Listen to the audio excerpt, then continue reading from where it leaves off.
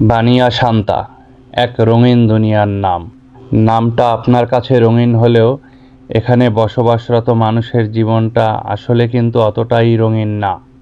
এই পল্লীটি আমাদের সমাজ থেকে পুরাই বিচ্ছিন্ন একটা দ্বীপের উপর, যেখানে মানুষ রঙিন সময় পার করতে আসে, কিন্তু কেউই এখানে বসবাসরত মানুষের জীবনের করুণ কাহিনী শোনে না, কিংবা শোনার সময়ও কারো কাছে নেই।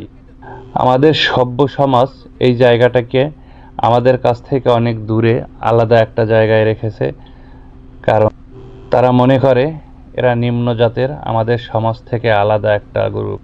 কিন্তু এখানে আমাদের সভ্য সমাজের মানুষজনেরই বেশি আনাগোনা দেখা যায়। আমরা সুন্দরবন থেকে ফেরার পথে এই জায়গাটা আমাদের সামনে পড়ে। দিনে ছিমছাম দেখা গেল, রাতে হয়তো এখানে রঙিন আলোয় আলোকিত হয়।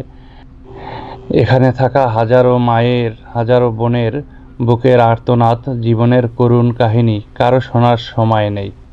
জায়গাটা যত রঙিন লাগে, এই জায়গায় বসবাসকারী মানুষের জীবন ততটাই কঠিন। এই জায়গায় একবার যারা আসছে তারা হয়তো জীবনে আর আমাদের সভ্য সমাজে ফিরে আসতে পারবে না। ঠিক ওই সূর্যর মতো নিভু নিভু তাদের জীবনবাতি, জীবন সংগ্রামের এক করুণ পরিণতির শিকার হয়ে এখানেই হয়তো কিছু মানুষের বসবাস। ভালো থাকুক এই মানুষগুলো, যারা আমাদের সমাজের অংশ হয়েও আজ আলাদাভাবে জীবনযাপন করছে। ধন্যবাদ সবাইকে।